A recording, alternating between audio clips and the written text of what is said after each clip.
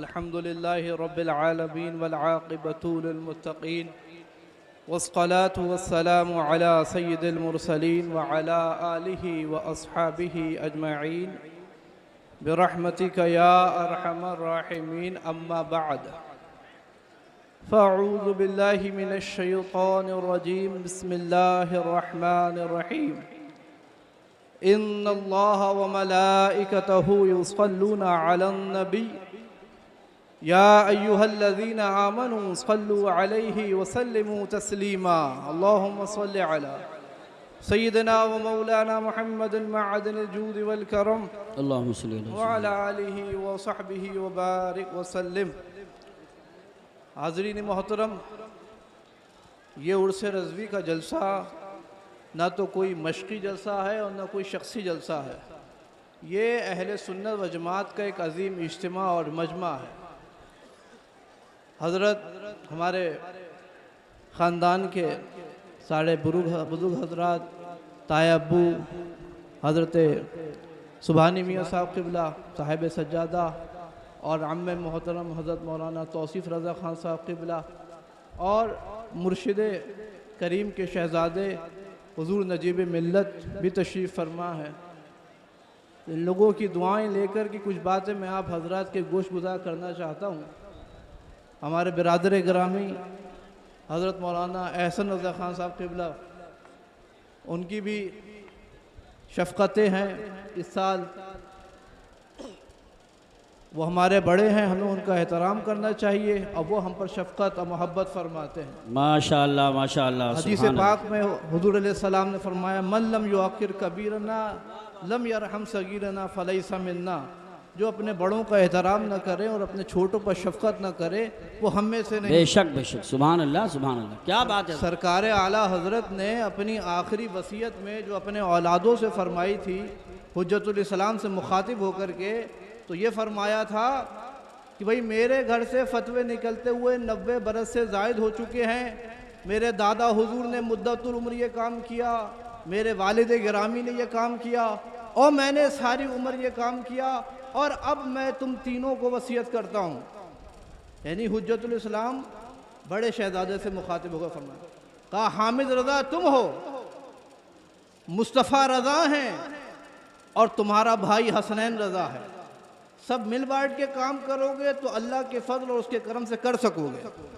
تو یہ نہیں فرمایا سبحان اللہ کہ حامد رضا تم میرے بڑے بیٹے ہو یا بڑے صاحبزادے صرف تم کرو گے.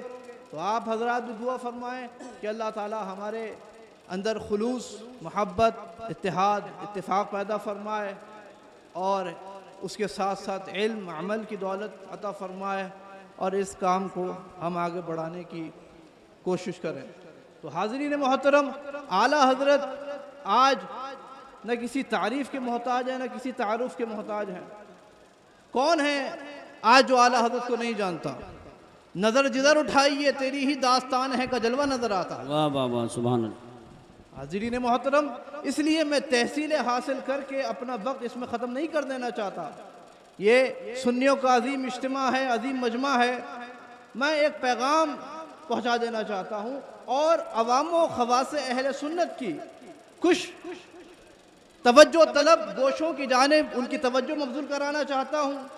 حاضرین محترم، آج اعلیٰ حضرت کو سب سے بڑی خراج عقیدت یہ ہے کہ اعلیٰ حضرت کا اصل پیغام لوگوں تک پہنچا دیا جائے اور بدلتے ہوئے حالات کو مد نظر رکھتے ہوئے اعلیٰ حضرت کے صرف اقوال سوریہ ہی سے نہیں بلکہ اقوال ضروریہ سے بھی لوگوں کو آگاہ کیا جائے اور ان کی روشنی میں معاشرے کی اصلاح کی طرف توجہ دی جائے. بغور سماعت فرمائیں حاضرین، ارشاد.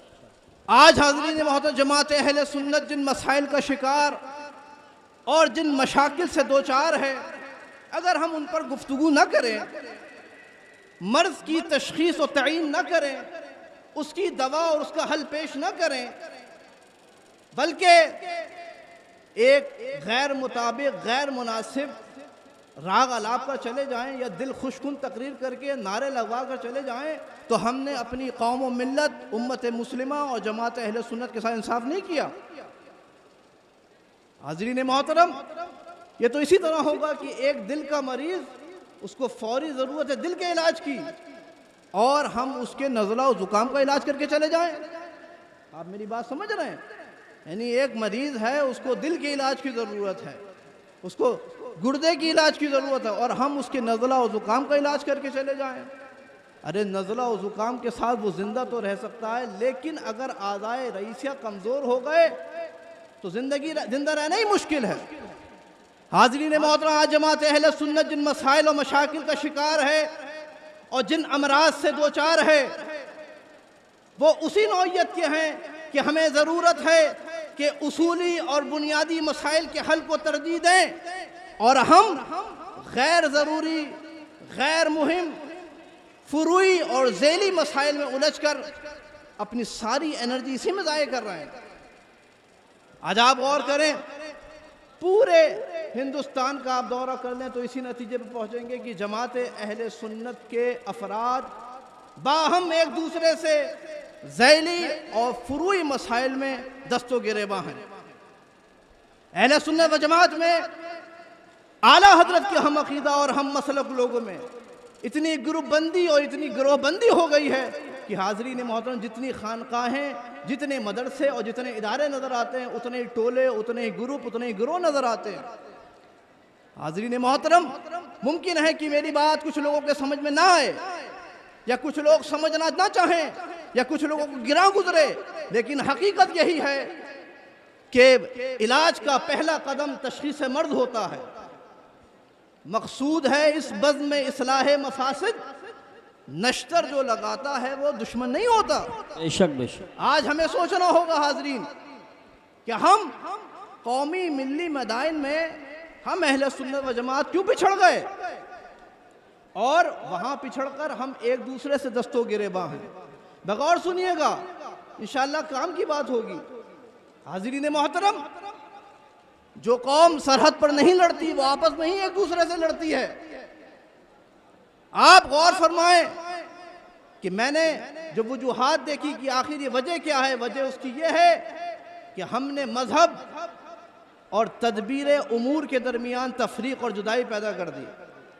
مذہب اور دینی سیاست کے درمیان ہم نے ایک تفریق اور خلیج پیدا کر دی۔ حاضرین محترم، کوئی اس لفظ سیاست سے دھوکہ نہ کھائے، اس سے وہ جھوٹ، موجودہ زمانے کا جھوٹ، فریب، دھوکہ اور مکر مراد نہیں، اس سے وہ پاکیزہ دینی صحیح شرعی سیاست اور تدبیر امور مراد ہے جو حضور نبی کریم علیہ الصلوۃ والتسلیم نے مسجد نبوی میں بیٹھ کر فرمائی، میدان بدر اور میدان احد میں فرمائی، اور حضور کے جانثار صحابہ اور غلاموں نے ہر میدان میں جس سے کام لیا۔ تو حاضرین محترم، دین کی تعلیمات کا وہ حصہ جو چاہتا ہے کہ انسان کی آخرت سنور جائے اسے مذہب کہتے ہیں، اور دین ہی کی تعلیمات کا وہ حصہ جو چاہتا ہے کہ انسان کی دنیا سنور جائے اسے تدبیر امور اور دینی سیاست کہتے ہیں۔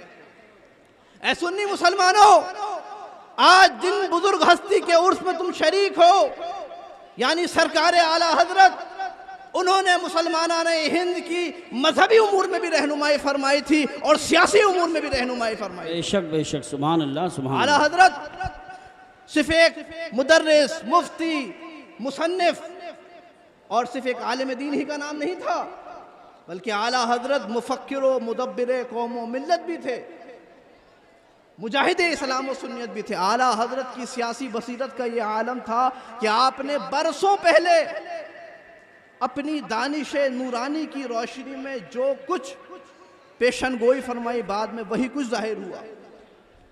حاضرین محترم، لیکن یہ ہماری کمی اور ہماری کوتاہی ہے کہ ہم نے اعلیٰ حضرت کی تعلیمات اور اعلیٰ حضرت کے افکار کے صرف ایک پہلو کو کسی حد تک اجاگر تو کیا، مگر نصف صدی کے بعد دوسرے پہلو کو گویا ترک کر دیا۔ آپ میری بات سمجھ رہے ہیں؟ یعنی آپ غور فرمائیں، اعلیٰ حضرت کو وصال فرمائے ہوئے آج 100 سال سے زیادہ کا عرصہ گزر گیا۔ اس 100 سال کو آپ 2 حصوں میں تقسیم کیجئے، 2 ادوار میں تقسیم کیجئے۔ ایک دور اعلیٰ حضرت کے خلفاء کا دور، اور ایک اعلیٰ حضرت کے خلفاء کا دور۔ ایک اعلیٰ حضرت کے تلامذہ کا دور اور ایک اعلیٰ حضرت کے تلامذہ کا دور، ایک اعلیٰ حضرت کے شاگردوں کا دور اور ایک اعلیٰ حضرت کے شاگردوں کا دور۔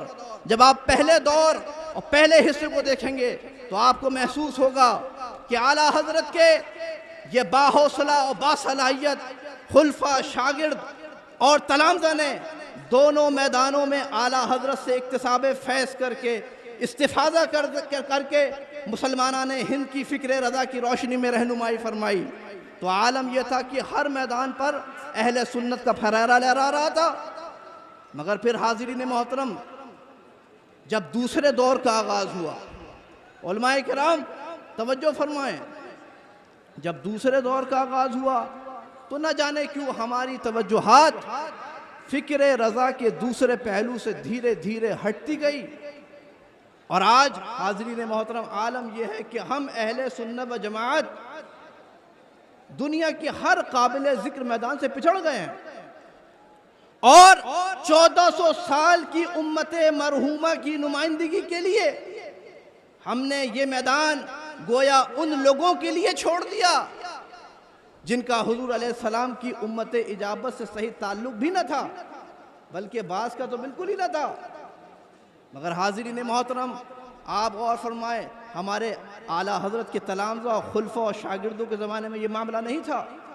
آپ غور کریں، اعلیٰ حضرت کا وصال 1921 عیسوی میں ہوا، اور یہ وہ بھیانک اور پرآشوب زمانہ تھا جبکہ سیاسی اعتبار سے عالم اسلام پر، آپ غور فرمائیں، اعلیٰ حضرت کے وصال کے محض 4 سال کے بعد، یعنی اعلیٰ حضرت کی وصال کے 4 سال کے بعد 1925 عیسوی میں یہ تمام ہندوستان کے شرق سے لے کر غرب تک تمام علماء و مشائخ اہل سنت متفق ہو کر کے اور اپنی ذاتی رنجشیں بھلا کر اور فروعی اور ذیلی امور کو صرف نظر کر کے وہ ایک میدان پر، ایک پلیٹ فارم پر جمع ہو جاتے ہیں، اور پھر عالم کیا ہوتا ہے؟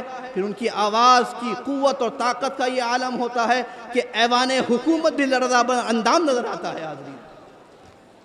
حاضرین محترم، لیکن پھر کیا ہوا کہ ہم نے اس میدان کی طرف اور اعلیٰ حضرت فکر رضا کے دوسرے پہلو کی طرف ہم نے اس سے اعراض و اجتناب کرنا شروع کر دیا، اور اس کا نتیجہ آج ہمارے سامنے ہے۔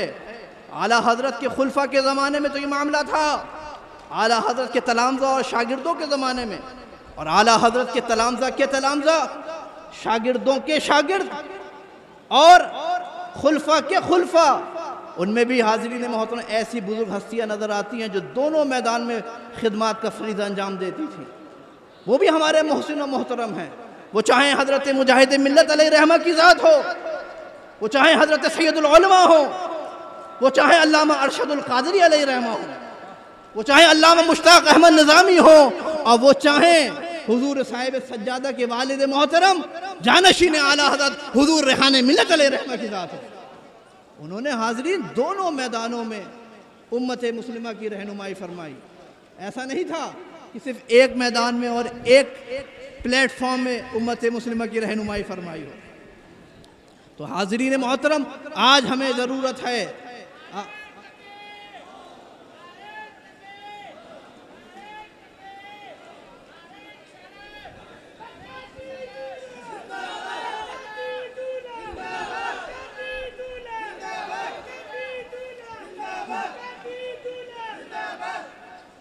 حاضرین محترم، حضرت وہاں دور سے بیٹھ کر کے یہاں قریب میں آ کر کے دعائیں دینے کے لیے تشریف لے آئے ہیں۔